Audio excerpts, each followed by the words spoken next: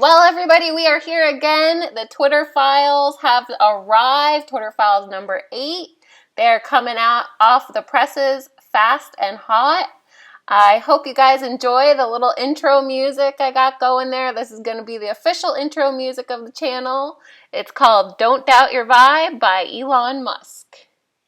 I definitely suggest, especially if you like techno music like I do, look that up. Don't Doubt Your Vibe.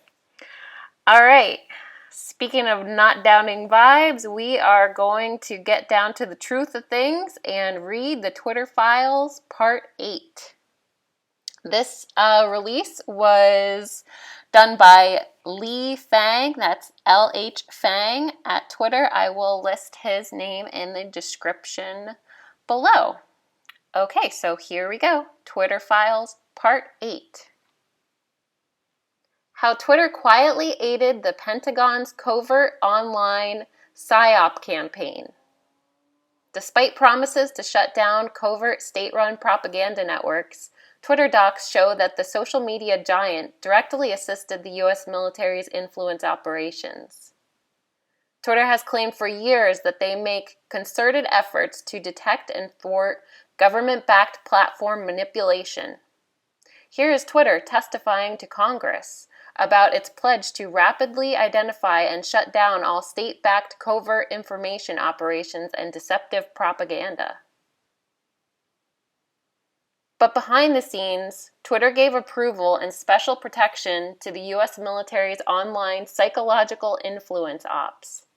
Despite knowledge that the Pentagon propaganda accounts used covert identities, Twitter did not suspend many for around 2 years or more. Some remain active. In 2017, a U.S. Central Command, CENTCOM official sent Twitter a list of 52 Arab language accounts, quote, we use to amplify certain messages. The official asked for priority service for 6 accounts, verification for 1, and, quote, whitelist abilities for others. The same day, CENTCOM sent the list. Twitter officials used a tool to grant a special whitelist tag that essentially provides verification status to the accounts without the blue check, meaning they are exempt from spam, abuse flags, more visible, likely to trend on hashtags. The CENTCOM accounts on the list tweeted frequently about U.S. military priorities in the Middle East, including promoting anti-Iran messages, promotion of the Saudi Arabia-U.S.-backed war in Yemen, and accurate U.S. drone strikes that claimed to only hit terrorists. CENTCOM then shifted strategies and deleted disclosures of ties to the Twitter accounts.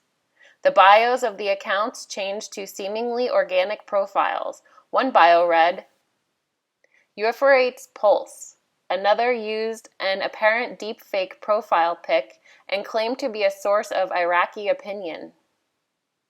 One Twitter official who spoke to me said he feels deceived by the covert shift. Still, many emails from throughout 2020 show that high-level Twitter executives were well aware of DoD's vast network of fake accounts and covert propaganda and did not suspend the accounts. For example, Twitter lawyer Jim Baker mused in a July 2020 email about an upcoming DoD meeting that the Pentagon used, quote, poor tradecraft in setting up its network, and were seeking strategies for not exposing the accounts that are, quote, linked to each other or to the DoD, the USG. Stacia Cardell, another Twitter attorney, replied that the Pentagon wanted a SCIF and may want to retroactively classify its social media activities to obfuscate their activity in this space, and that this may represent an overclassification to avoid embarrassment.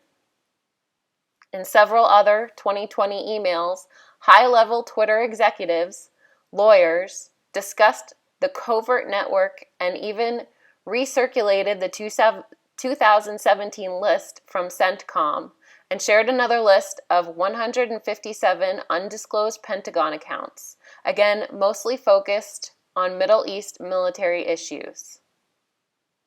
In a May 2020 email, Twitter's Lisa Roman emailed the DoD with two lists. One list was accounts previously provided to us, and another list Twitter detected. The accounts tweeted in Russian and Arabic on U.S. military issues in Syria, ISIS, and many also did not disclose Pentagon ties. Many of these secretive U.S. military propaganda accounts, despite detection by Twitter as late as 2020, but potentially earlier, continued tweeting through this year, some not suspended until May 2022 or later, according to records I reviewed.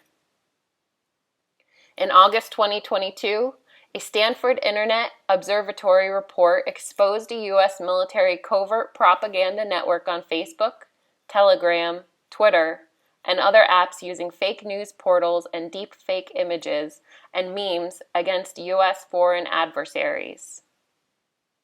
The U.S. propaganda network relentlessly pushed narratives against Russia, China, and other foreign countries. They accused Iran of threatening Iraq's water security and flooding the country with crystal meth, and of harvesting the organs of Afghan refugees.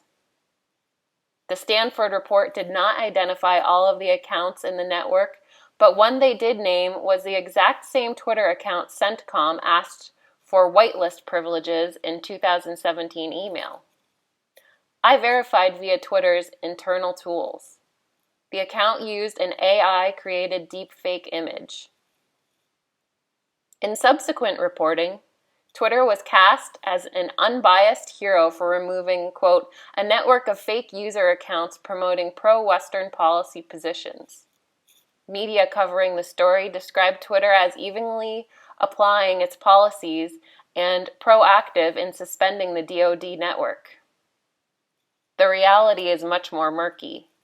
Twitter actively assisted CENTCOM's network going back to 2017 and as late as 2020, knew these accounts were covert, designed to deceive, to manipulate the discourse, a violation of Twitter's policies and promises. They waited years to suspend. Twitter's comms team was closely in touch with reporters working to minimize Twitter's role. When the Wash Post reported on the scandal, Twitter officials congratulated each other because the story didn't mention any Twitter employees and focused largely on the Pentagon. The conduct with the U.S. military's covert network stands in stark contrast with how Twitter has boasted about rapidly identifying and taking down covert accounts tied to state-backed influence operations, including Thailand, Russia, Venezuela, and others since 2016. Here's my reported piece with more detail. I was given access to Twitter for a few days. I signed and agreed to nothing. Twitter had no input into anything I did or wrote. The searches were carried out by a Twitter attorney, so what I saw could be limited.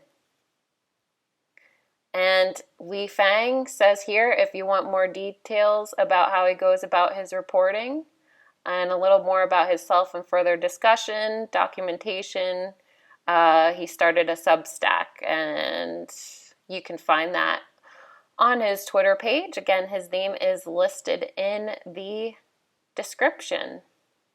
So there you have it. That is Twitter Files number 8, the Pentagon Covert Online PSYOP campaign.